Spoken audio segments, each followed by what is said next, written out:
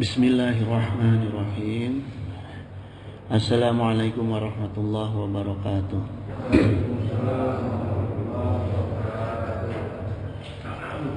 Alhamdulillah allazi khalaqal insana fi ahsani taqwim. Asyhadu an la ilaha illallah al-malikul haqqul mubin wa asyhadu anna sayyidina Muhammadan abduhu wa rasuluh rahmatan lil alamin. Wa sallallahu ala sayyidina Muhammadin wa ala alihi wa ashabihi ajma'in, amma ba'du. Hadratal muhtaromin, para sepuh, para alim, para asatid, juga tokoh masyarakat, hafidhakumullah wa ri'akum. Ayuhal mukarramin sahibal fudola allazi yakhduruna fi hadza masjid Jami Amanan, zadakallahu nuran wa ihsanan. Subuh sekarang insyaallah kita kupas, karena di bulan Muharram ya, kita kupas keutamaan yang ada di bulan Muharram. Ayuhal ikhwan, sebelumnya kita lihat dulu dalil-dalil mengenai bulan Muharram ya. Wa qala Allah Ta'ala inna iddatash syuhuri indallah. Jadi sungguh bilangan bulan di sisi Allah itu isna asyara syahron, ada 12 bulan ya. Fi kitabillahi yauma khalaqas samawati wal ardh. Jadi di dalam ketetapan Allah itu, Allah menciptakan langit dan bulan itu berisi 12 bulan. Minha arba'atun hurum. Nah, sebagiannya itu ada 4 bulan yang disebut bulan haram ya. Zalika dinul qayyimah gitu. Nah, itulah ketetapan agama yang tegak lurus. Nah, ini yang difirmankan oleh Allah Subhanahu wa taala di dalam Al-Qur'an.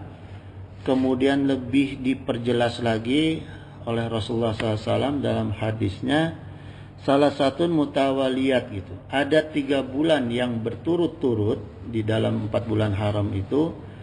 Pertama Zulqa'dah, bulan ke-11 ya. Kemudian ini Zulqa'dah ini setelah Syawal, kemudian Zulhijjah bulan ke-12, kemudian bulan Muharram sekarang ini, dan Rajab Mudhar gitu. Kenapa disebut Rajab Mudhar? Allazi baina Jumada wa Sya'ban gitu. Jadi terpisah. Bulan Rajab itu terpisah di antara bulan Jumadil Akhir dan bulan Sya'ban. Bulan ke-7. Bulan ke-7 ya. Fala tadlimu fihina anfusakum, maka jangan kamu berbuat aniaya di dalam 4 bulan tersebut ya. Jadi kita jangan, kalau di tradisi Arab dulu kalau masuk 4 bulan itu berhenti berperang. Sekalipun mereka hobi sekali perang ya. Mereka berhenti perang, panah-panah dipatahin, busur dipatahin, itu alat perang itu dipatah-patahin semua ketika memasuki 4 bulan ini ya. Maka kita dilarang dalam 4 bulan ini khususnya untuk menahan nafsu amarah ya. Afdolnya kita menahan nafsu amarah, nafsu-nafsu yang tidak baik, apalagi kita berperang ya, bertengkar. Yang boleh hanya satu, memerangi setan ya. Kalau makhluk lainnya nggak boleh. Kalau setan kapanpun nggak ada haramnya, itu perang terus saja kita ya. Kemudian jamaah sekalian, di dalam bulan Muharram itu ada satu tanggal khusus, yaitu tanggal 10 Muharram sebagai Idul Yatama, lebarannya anak yatim ya. Nah, apa saja keistimewaan di hari Asyura itu? Jadi 10 Muharram itu disebut juga hari Asyura ya. Dalam kitab Tamrighul Ghafilin ada hadis yang disampaikan oleh Rasulullah SAW, "Man shoma yauma Asyura minal Muharram." Nah, ini keutamaannya, berpuasa di hari Asyura tanggal 10 Muharram ya. Atahullahu ta'ala sawaba asrati alfi malakin. Allah berikan kita pahala itu 10.000 pahala malaikat Satu pahala malaikat aja berapa itu? Ya. Malaikat mah nggak pernah salah, nggak pernah berbohong. Kita dikasih 10.000 tuh. Kemudian waman soma yauma asyura minal muharram, barang siapa yang berpuasa di hari Asyura pada bulan Muharram itu, u'tiya sawaba asrati alfi haji. Allah berikan kita pahala 10.000 orang yang melaksanakan haji, ya. Kemudian wa mutamirin wa asrati alfi syahidin. Kemudian Allah akan tamirin ini Allah akan makmurkan kita, ya, dengan 10.000 pahala syuhada. Kenapa beda di sini dimakmurkan? Artinya kalau orang-orang yang mati syahid itu dijamin kemakmurannya Allah di surga. Tidak akan mampir-mampir itu, langsung. Makasih ya. Ya. Wa ma masahaya dahu ala ra'si yatimi yauma asyura. Dan siapa yang mengusap kepala anak yatim pada hari Asyura itu, rafa'a Allahu ta'alahu bikulli sya'ratin darajah. Allah naikkan tuh derajat kita, ya. Hitungannya per rambut yang diusap. Jadi kalau kita ngusap kepala anak yatim di hari Asyura, karena ini lebarannya anak yatim, kalau yang laki-laki itu buka aja pecinya tuh, ya, kita usap gitu, sambil sholawat lah kita usap, ya. Nanti rambut yang kena ke tangan kita itulah dihitung derajat yang akan dinaikkan oleh Allah. Kalau yang perempuan, anak yatim yang perempuan yang pakai jilbab jangan dibuka, biarin aja, gitu, ya.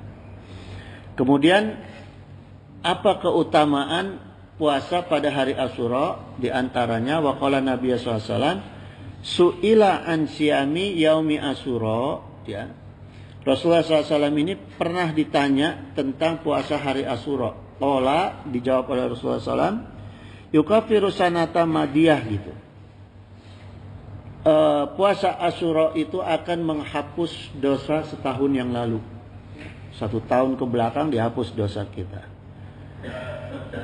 Wa qala Nabi sallallahu alaihi wasallam aidan afdalus siyami ba'da Ramadana syahrul lahil muharram, gitu. Puasa yang paling afdal setelah puasa Ramadan adalah puasa Syahrullah. Nah, disebut Syahrullah ini adalah bulan Muharram. Jadi keutamaan puasa setelah Ramadan adalah puasa di bulan Ramadan. Jadi bulan Ramadan ini disebut bulannya Allah, ya. Wa afdalus sholati ba'dal faridah sholatul lail, gitu. Jadi sholat yang paling afdal setelah sholat wajib adalah sholat malam, qiyamul lail atau tahajud lah. Nah, kemudian di bulan Muharram ini jamaah, Rasulullah SAW anjurkan supaya kita itu memperbanyak sedekah, terutama kepada keluarga, ya. Man wasa'a ala iyalihi wa ahlihi yauma Asyura. Jadi bunyi hadisnya, siapa yang banyak menambah pemberian, ya, untuk keluarganya, wa ahlihi yauma Asyura, ya, untuk keluarganya atau ahlinya di dalam bulan Asyura ini. Jadi gini maksudnya jemaah, sedekah kita tuh kita tingkatkan, ya, kepada keluarga nih, ahli dan keluarga, ya, artinya gini, anak istri itu keluarga, ya, anak istri itu keluarga, ahli itu kakak, adik, ponakan, itu ahli, ya, kecuali orang tua kita nggak boleh sedekah, harus memberi, beda hitungannya, nggak boleh ke orang tua tuh harus khusus, ya, nggak boleh kita sifat sedekah kepada orang tua. Tapi kalau ahli itu adik, kakak, ponakan semua termasuk ahli keluarga.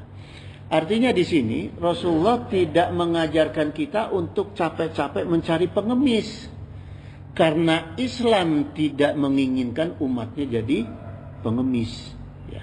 Keluarga diutamakan, gitu. Ya. Ala iyalihi wa ahlihi. Nah, ini kalimat hadisnya itu seperti ini, jemaah, ya. Jadi kepada keluarga itu. Wasi'allahu alaihi syarisanatihi gitu. Maka Allah akan luaskan rizkinya orang itu yang bersedekah tadi di dalam seluruh tahunnya sampai ketemu lagi Muharram yang akan datang.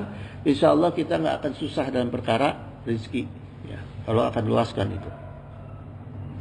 Banyak-banyaklah bersedekah, taikkan tingkat sedekah gitu. Ya. Kemudian sejarah puasa di hari Asyura 10 Muharram itu, di awal-awal hijrah Rasulullah SAW ke Madinah, orang Yahudi itu suka mengejek Rasulullah dan umat Islam. Katanya umat Islam ini dan Rasulnya ini suka mengikuti ibadah-ibadahnya orang Yahudi. Pertama, kiblatnya ke Baitul Maqdis. Maka Rasulullah SAW itu berdoa 3 tahun tuh ke Allah. Khusyuk berdoa 3 tahun minta kiblatnya dipindahkan. Maka turun perintah oleh Allah, dari Allah supaya dipindahkan ke Masjidil Haram, ya, ke Mekah. Jadi ini kaidahnya gini jamaah. Islam itu bukan agama main-main. Bukan karangan Muhammad sallallahu alaihi wasallam, ya.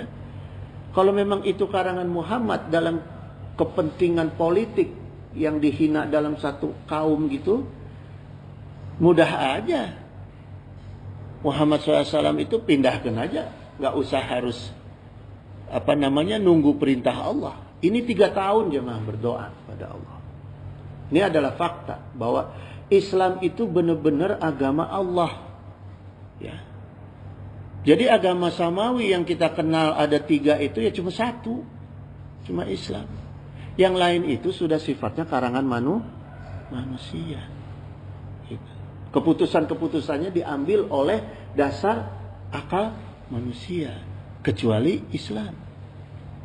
Jadi jangan ikut-ikutan latah agama samawi 3. Enggak. Agama samawi tinggal satu-satunya. Islam. Gitu. Ya.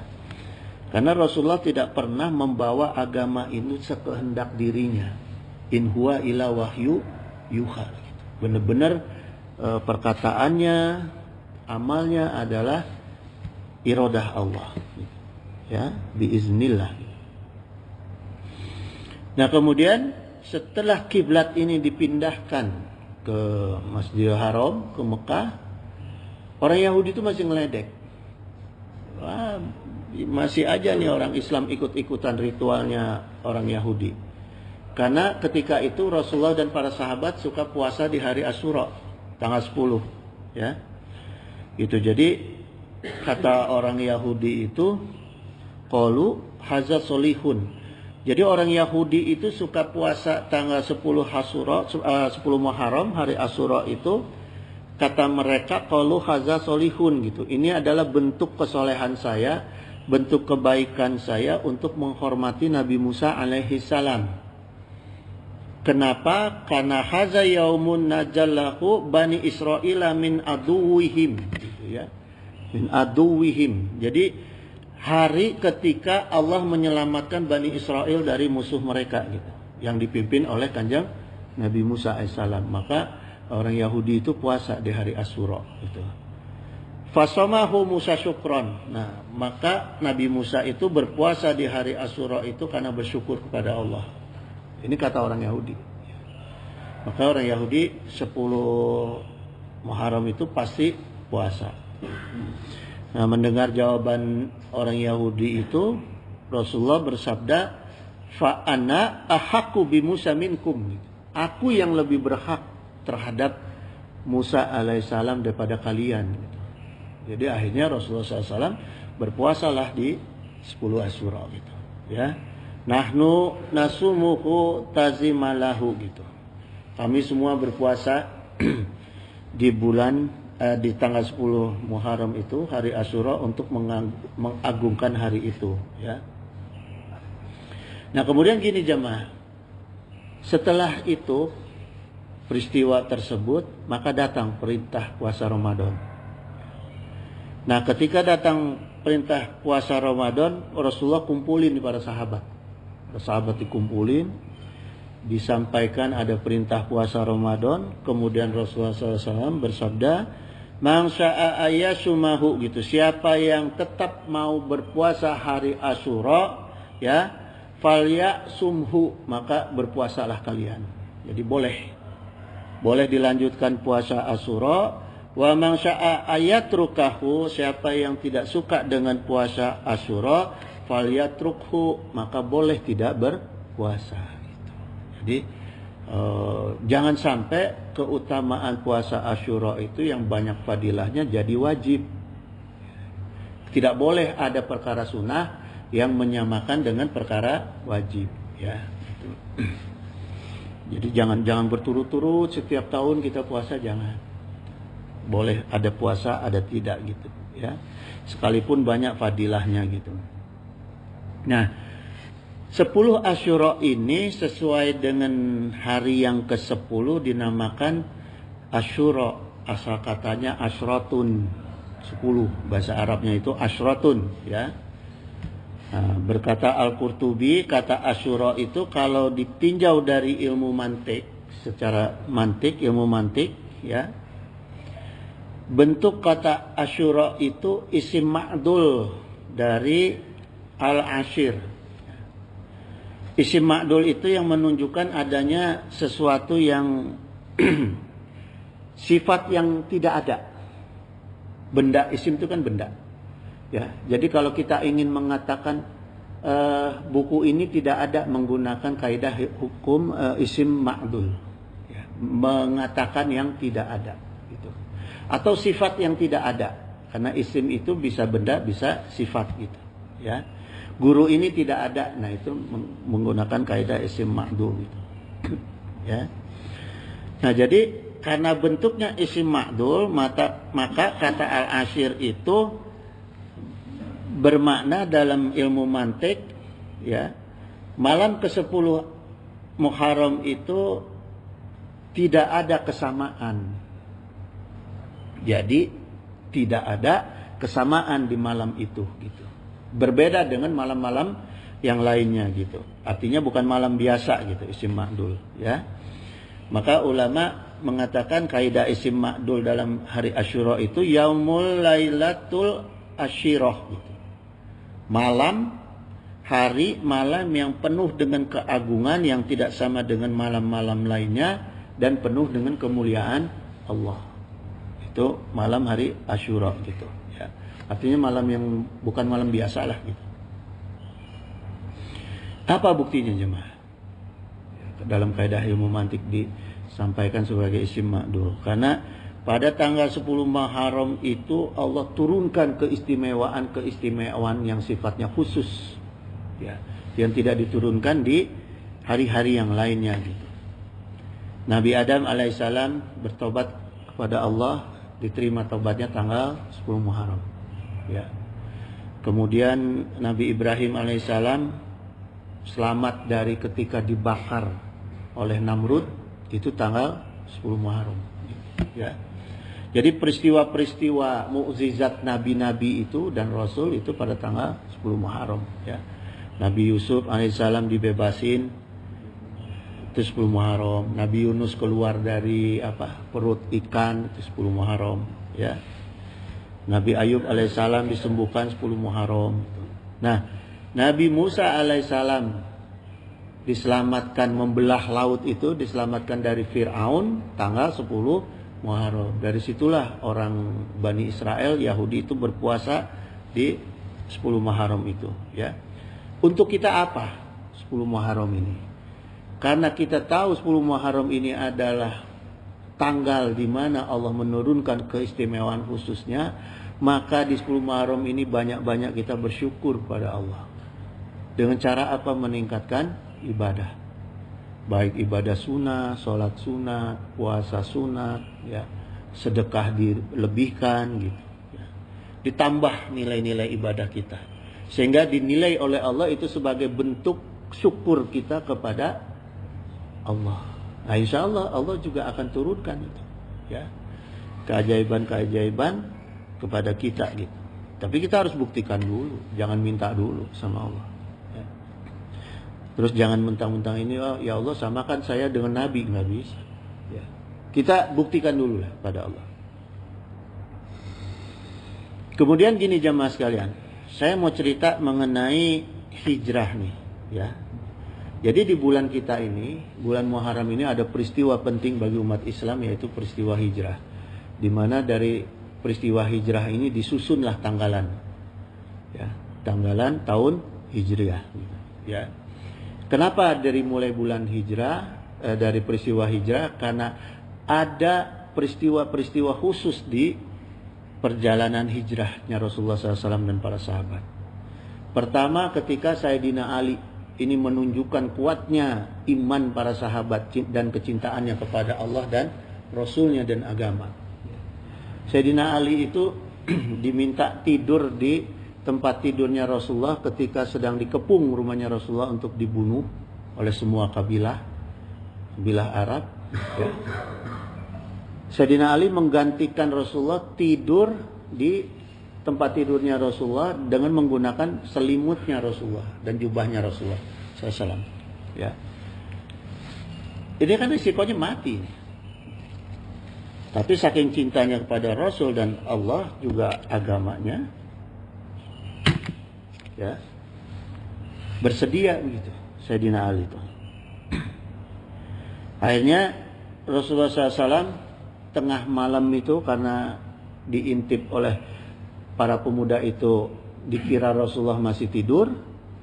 Rasulullah tengah malam keluar sambil mengambil debu, bukan tanah ya, tapi debu halus. Debu halus itu dibuka pintu sedikit, diaurkan ke pemuda-pemuda itu sambil membaca surat Yasin ayat 9 tuh jemaah, ya. Wa ja'alna min baini aydihim sadda wa min khalfihim saddan fa'aksainahum fahum ayubsirun. Nah, kami jadikan di hadapan mereka itu dinding, ya. Kemudian di belakang mereka dinding, fa'aksainahum, maka lalu kami tutup mata mereka, mereka tidak bisa melihat. Tiba-tiba orang-orang itu nggak sadar, yang menjaga di rumah Rasulullah nggak sadar. Jadi gini jemaah, ini kalimatnya pakai fa atof, ya. Fahum layub shirun gitu, atau litatibi ma'at ta'kib. Jadi digunakan untuk menggabungkan dua kalimat fa-nya yang secara berurutan dengan cepat.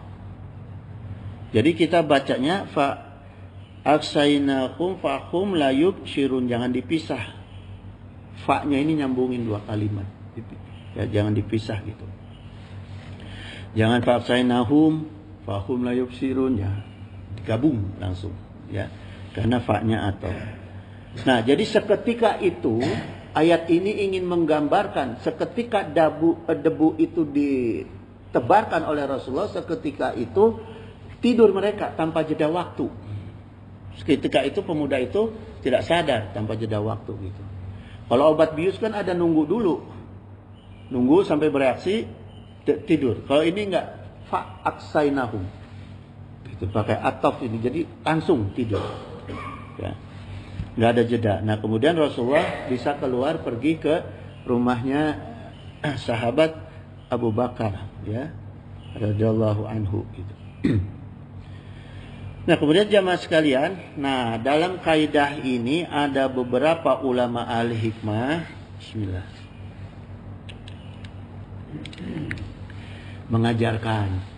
mengajarkan untuk kita menjaga diri atau menjaga pagar, memagari rumah, memagari tempat, memagari diri sendiri itu, kalimat ini bisa diwiridkan, tapi maharnya itu puasa 7 hari. Puasa selama 1 minggu, kemudian membaca surat Yasin ayat 9 ini selama 1000 kali setiap ba'da isya di dalam masa puasa 1 minggu, ya. Nah, kemudian setelah dibeli oleh kita, ya.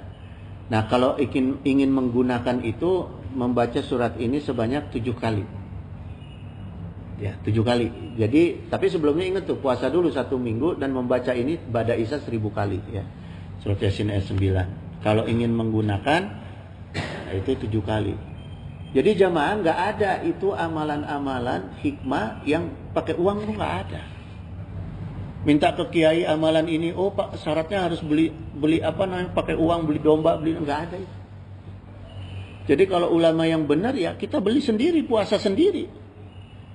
Langsung hubungan sendiri mintanya ke Allah. Dah ini hak Allah, Quran mah hak Allah. Bukan haknya ulama. Jadi nggak perlu kita minta-minta ke ulama gitu. Kalau minta ilmunya ke ulama ya minta barokahnya. Ya. Islam itu nggak mengajarkan agama dengan uang, apapun bentuknya. Ya. Kemudian peristiwa mujizat yang kedua, jamaah sekalian, yaitu peristiwa ada domba kurus nih. Ketika Rasulullah berjalan dari Mekah ke Madinah, hijrah ya. Rasulullah bertemu dengan domba yang sangat kurus. Kemudian kata Rasul, minta nih ke Ummi Ma'bad. Ini miliknya Ummi Ma'bad, diminta oleh Rasulullah. Kata Ummi Ma'bad, ya Tuan, kata, ya Said, domba saya ini kurus, jangankan susu, air seninya aja udah nggak ada, saking kurus kerontangnya. Kemudian oleh Rasulullah didatangi domba itu, diperes susunya keluar. Pertama dikasih Sayyidina Abu Bakar, kemudian dikasih ke sahabatnya yang nuntun domba, baru ketiga diminum oleh Rasulullah. Jadi Rasulullah tuh minumnya belakangan juga. Ya. Kemudian ditanya oleh Ummi Ma'bad nih, ya Tuan kenapa Anda nggak duluan? Anda yang meres, kenapa Anda nggak duluan? Kenapa ke orang lain gitu yang dulu gitu? Ya. Kemudian dijawab oleh Rasulullah, khadimul umma akhiruhum surban. Ya, ini kaidahnya sampai sekarang nih penting nih, ya. Pelayan umat itu minumnya belakangan. Kalau sekarang yang udah gelar ustadz, kiai apa semua hayangnya duluan. Pejabat hayang duluan, hayang dilebihin dari rakyat, dari umat. Ini yang dicontohkan oleh Rasulullah. Pelayan umat itu belakangan, ya. Jangan rakyat udah miskin, ulamanya, kiainya, habibnya, pejabatnya masih kaya, enggak gitu yang diajarkan oleh Rasulullah, ya. Maka orang-orang sekarang itu gayanya saidul umat, tuannya umat, bukan pelayan umat gitu. Ya. Seperti gini jamaah, ini dari cerita ini saya telaah. Ada satu hadis ya, ini yang menarik. Fenomena akhir zaman nih. Hadis mengenai fenomena akhir zaman.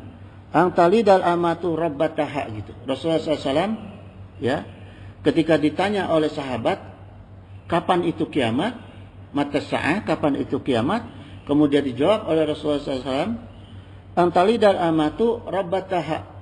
Kalau hamba sahaya sudah melahirkan majikan. Salah satu ciri dekatnya ke kiamat. Sekarang saya mau tanya, presiden siapa yang lahirin? Dengan sistem sekarang, presiden siapa yang lahirin? Rakyat. Gubernur siapa yang melahirkan? Rakyat. Bupati? Rakyat. Anggota dewan siapa yang melahirkan? Rakyat. Kok sudah dilahirkan dia jadi tuan rakyatnya? Paham nggak? Ya, ini yang masuk ke dalam hadis ini, kaidah hadis ini, di mana seorang ibu melahirkan tuannya. Kita rakyat ini melahirkan tuan-tuan kita, bukan wakil kita, bukan pemegang amanat kita. Kalau memang mereka memegang amanat kita, merasa sadar kita yang melahirkan, harusnya mereka nggak mau digaji sama kita. Harusnya mereka maunya ngegaji sama kita. Tugas anak yang dilahirkan sama ibunya, apa tugasnya? Berbakti sama orang tua. Bukan ngelunjak sama orang tua. Bukan nginjek-nginjek orang tua. Inilah yang kejadian sekarang. Makanya sekarang ini ciri dekatnya kiamat. Banyak lahir-lahir orang yang durhaka kepada yang melahirkan. Ya. Ini namanya ilmu mantek. Kita menganalogikan kaidah-kaidah hadis. Gitu jemaah. Ya. Kemudian Sayyidina Abu Bakar, jemaah sekalian, ketika di Gua Syur, Rasulullah SAW itu kan ketakutan nih, Sayyidina Abu Bakar. Ya. Ketakutan, terus digigit ular kakinya itu. Kemudian Rasulullah SAW ini membacakan Quran surat Al-Anfal ayat 40. Wa in tawalau, dan kalau mereka itu berpaling, maksudnya ini ke orang-orang kafir, fa'lamu annallaha maulakum gitu. Maka ketahuilah Allah itu adalah pelindung kamu. Ya. Ni'ma maula wa ni'man nasir, dan sebaik-baiknya pelindung, sebaik-baiknya penolong. Nah, ketika Rasulullah membaca surat Al-Anfal ini ayat 40 ini, tiba-tiba ada sarang laba-laba di mulut gua. Ada burung burung japati, burung dara bersarang, ya. Kemudian tumbuh pohon-pohonan di sekitar gua, di sekitar mulut gitu. Selama Rasulullah ada di dalam gua. Jadi ini maknanya gini jemaah ya. Penolong kita itu bukan harus kita mengharapkan dari yang kuat-kuat saja, enggak. Ya. Allah belum tentu Allah tidak memberikan kita kekuatan itu Allah menolong kita, enggak. Buktinya Rasulullah tidak dikasih kebal senjata. Justru yang nolong Rasulullah adalah makhluk-makhluk yang lemah. Jadi kita jangan suudzon kepada orang-orang atau makhluk-makhluk yang lemah, karena mereka-mereka itu juga bisa menjadi penolong kita. Ya. Jangan menganggap remeh. Jangan menganggap remeh makhluk-makhluk yang lemah gitu. Ini maknanya jemaah. Ya. Nah kemudian gini jemaah, dari kaidah ini ulama ahli hikmah ya mengajarkan supaya mengulang-ulang wirid penggabungan ayat dalam Ali Imran 173 hasbunallahu wa ni'mal wakil, di mana ayat ini adalah bentuk doanya Kanjeng Nabi Ibrahim pada Allah untuk diselamatkan. Hasbunallahu wa ni'mal wakil. Ditambah dengan doanya Rasulullah. Ya. Ni'mal maula wa ni'man nasir. Jadi kita menggabungkan dua doanya Rasul Nabi kecintaan Allah ya, Nabi Ibrahim alaihissalam dan Rasulullah. Hasbunallah wa ni'mal wakil, ni'mal maula wa ni'man nasir. Jadi kalau kita ada kebutuhan-kebutuhan, rasa takut, rasa apa, wiridkan inilah gitu. Sebanyak-banyaknya gitu. Nah, kemudian gini jemaah sekalian, ya.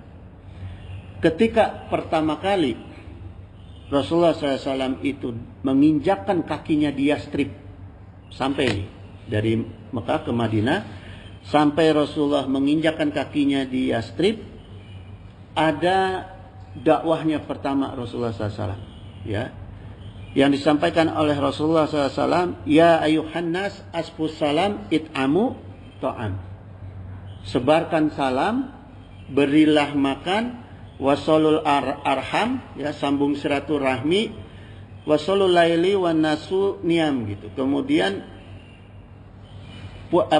salat malam ketika orang sedang pada tidur ya. Tadkhulul jannata bisalam, kemudian masuklah ke surga dengan selamat.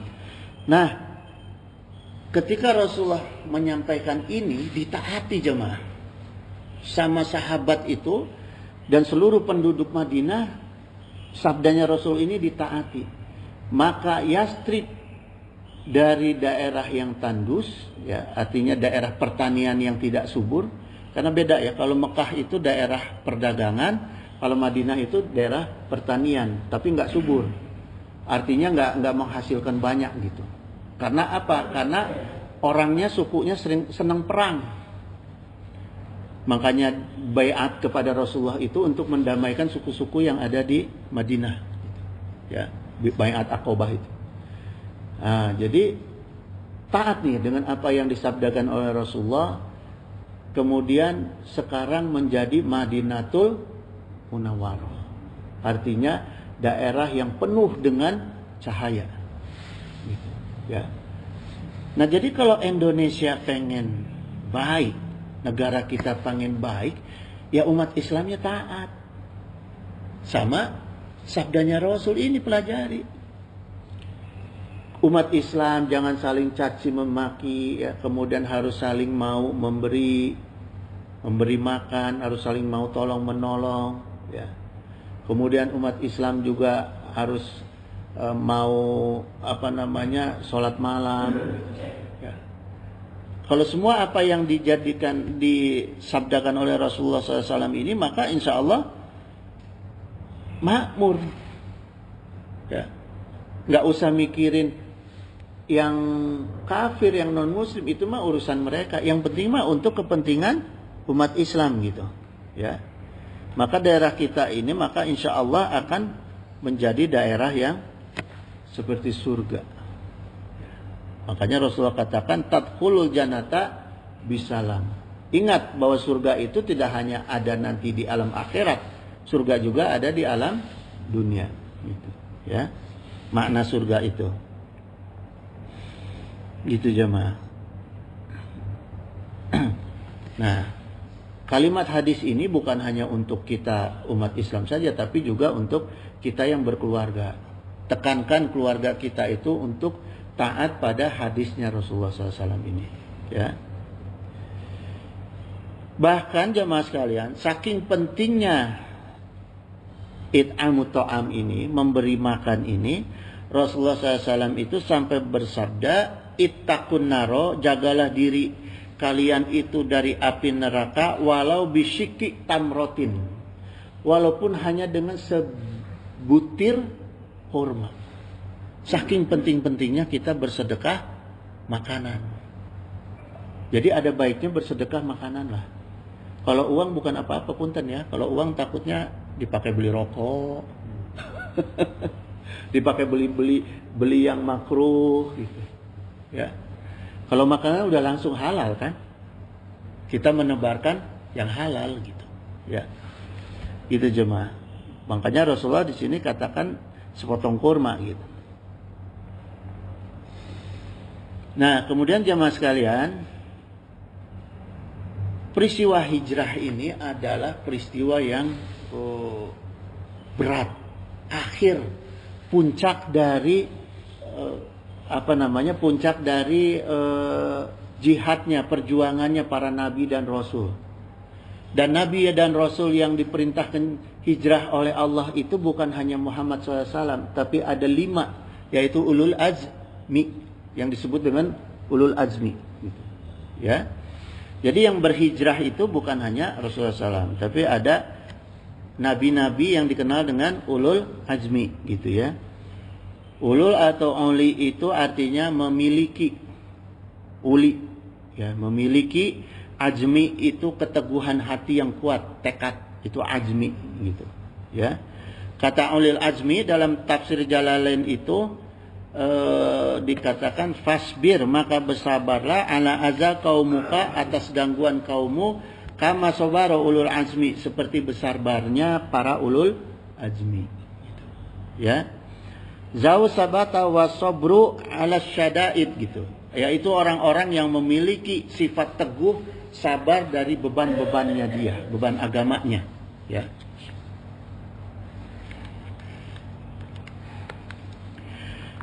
Gini jemaah, kenapa ulul azmi itu dikatakan ulul azmi, orang yang menahan beban yang sangat berat? Enggak semua nabi, enggak semua rasul dikatakan ulul azmi. Hanya 5 nabi, ya, dikatakan ulul azmi. Kenapa?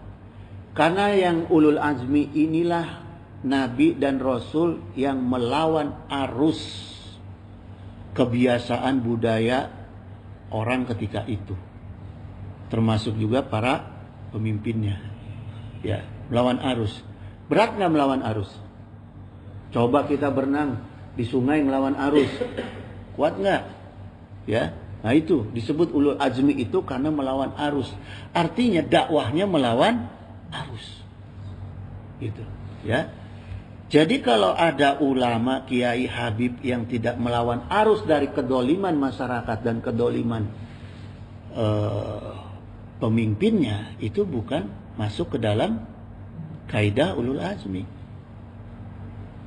tidak warasatul anbiya, karena Rasulullah adalah salah satu dari ulul azmi. Orang kebiasaan menyiarkan agama, dibayar pakai tarif, dia keluar dari melawan arus itu, itulah bagian daripada warasatul anbiya-nya ulul azmi. Tapi ari ngajina masih kena minta-minta duit mah, mengharapkan duit tidak bagian dari itu. Ya, mengikuti arus, ikut-ikutan jadi penguasa, ya itu mah bukan ulul azmi. Kalau yang ulul azmi itu disebut ulul azmi, nabi dan rasul itu yang memang benar-benar melawan arus. Maka kepada ulul azmi itu Allah berikan mukjizat yang sepenuhnya. Karena mukjizat itu ada dua fungsi, jemaah. Pertama, mukjizat yang berbentuk pertolongan Allah. Yang kedua, mukjizat yang hanya sekedar untuk memperlihatkan kekuatan Allah, bahwa Allah ini ada. Nah, untuk ulul azmi dua-duanya diberikan oleh Allah. Cuma kalau kita sekarang bukan mukjizat, kita bentuknya maunat. Ada karomah para wali, kita maunat. Jadi kalau kita yakin berdakwah, yakin ya membela agama, insya Allah Allah akan beri bantuan yang sesungguhnya. Buktinya ulul azmi ini selamat. Tidak ada dalam ulul azmi ini yang diceritakan dibunuh oleh kaumnya, nggak ada. Nabi ada yang dibunuh nggak? Ada, tapi tidak terkait dengan ulul azmi, tidak masuk dalam ulul azmi. Nabi Yahya alaihissalam dibunuh oleh kaumnya, tapi tidak masuk ke dalam ulul azmi. Ya, yang ulul azmi ini yang benar-benar kita membela agama Allah dijamin sama Allah, nggak usah takut. Jadi nggak usah ikut-ikutannya. Tapi juga jangan memerangi yang nggak puguh gitu, ya.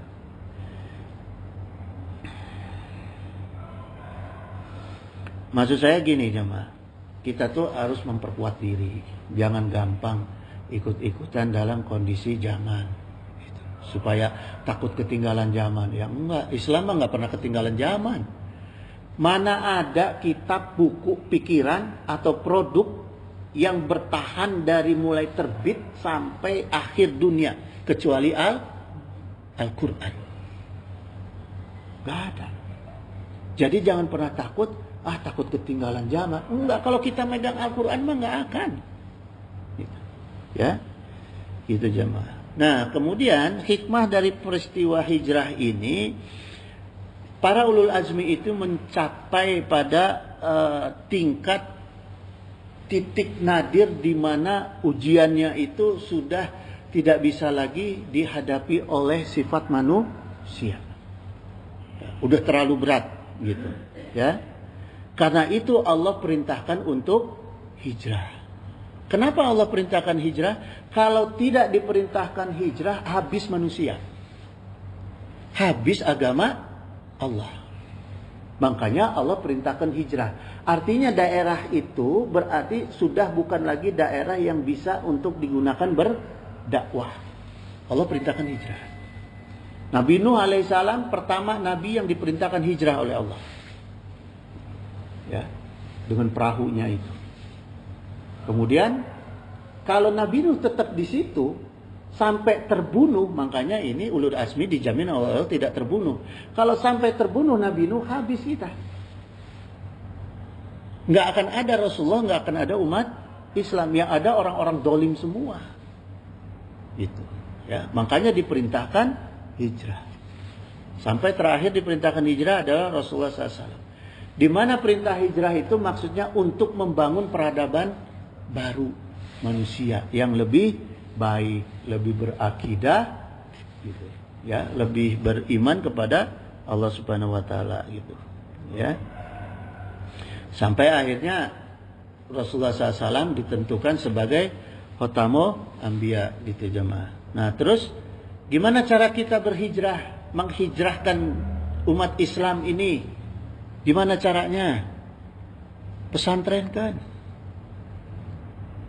Kalau anak di rumah berarti anak tidak dihijrahkan. Kalau kita mau menghijrahkan anak, ya pesantrenin.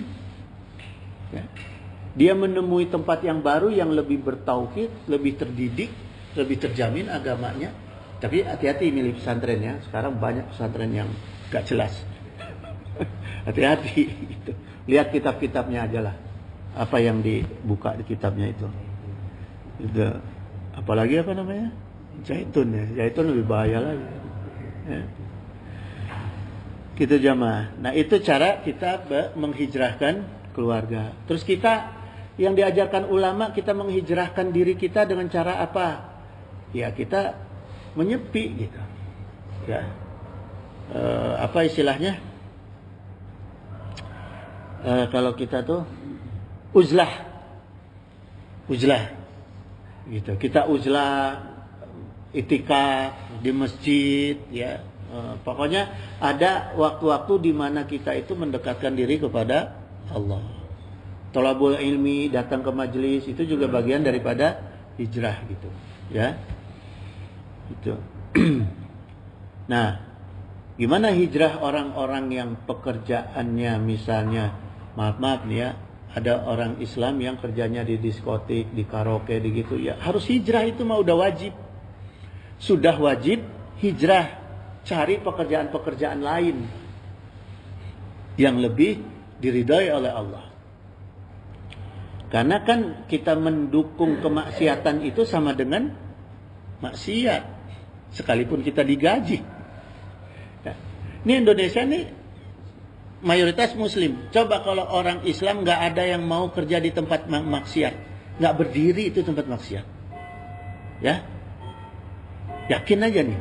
Orang Islam nggak ada yang mau kerja di tempat maksiat, nggak akan berdiri orang. Nggak ada. Nah ini tugasnya ulama, tugasnya kiai gitu, ya. Bagaimana para kiai seperti Rasulullah. Rasulullah memimpin umat, menggalang Abu Bakar, Sayyidina Abu Bakar, menggalang Sayyidina Utsman, ya. Orang-orang kaya Mekah digalang, pemuda digalang. Caranya untuk apa? Ya membangun satu kekuatan yang terstruktur, yang masif gitu. Sehingga bisa membela orang-orang Islam daripada direkrutmen untuk mendukung kegiatan-kegiatan maksiat. Rasulullah ini diwakili oleh ulama sekarang ini, ya, para warasatul anbiya, koordinasi nih dengan orang-orang kaya, bagaimana kita menciptakan lapangan-lapangan kerja untuk umat Islam yang halal, yang diridhai oleh Allah. Itu harusnya yang dikerjakan, ya. Kan banyak direktur-direktur BUMN ini orang Islam. Emangnya kafir semua? Enggak. Ulama tugasnya mau memperhatikan umat dengan menghimbau mereka-mereka ini supaya mau memperhatikan umat. Bukan hanya memperhatikan si ulamanya, pesantrennya, sama keluarganya. Kalau kebanyakan sekarang kan yang minta diperhatiin itu dirinya, keluarganya, pesantrennya. Umat terlantar. Ya.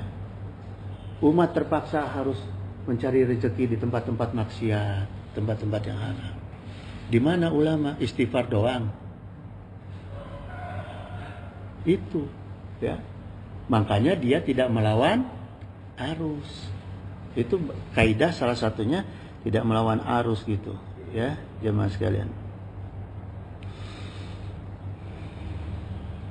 Maka Allah Subhanahu wa taala berfirman, innal ladzina amanu wal ladzina hajaru wa jahadu fi sabilillah. Orang-orang yang beriman itu orang-orang yang berhijrah, orang-orang yang berjihad di jalan Allah. Ulaika yarjuna rahmatallah gitu. Mereka cuma berharap rahmat Allah, wallahu ghafurur rahim. Nah, ini juga kena kepada para ulama. Kalau cuma mengharap rahmat-rahmat dari penguasa, ya itu bukan ulama. Allah perintahkan mencari rahmat kepada Allah, gitu ya. Gitu jamaah sekalian. Nanti masih banyak, tapi ini udah jam 6, kita tutup aja ya. Insya Allah dengan kajian yang singkat ini kita paham ya, paham daripada makna keutamaan bulan Muharram yang sesungguhnya, yang harus bisa menjadi pelajaran bagi umat Islam, tokoh-tokohnya umat Islam, para habaib, para ulama, para ustadz, bagaimana kita membangun kehidupan umat Islam, ya, dihijrahkan umat Islam menjadi yang lebih baik. Gitu. Gitu jamaah sekalian. Wallahul musta'in ala kulli halin. Innahu samiun qaribun mujibud da'wat wa yaqdiya hajat. Subhanaka Allahumma wa bihamdika asyhadu an la ilaha illa anta astaghfiruka wa atubu ilaih. Wallahul muwafiq ila aqwamit thoriq. Wassalamualaikum warahmatullahi wabarakatuh.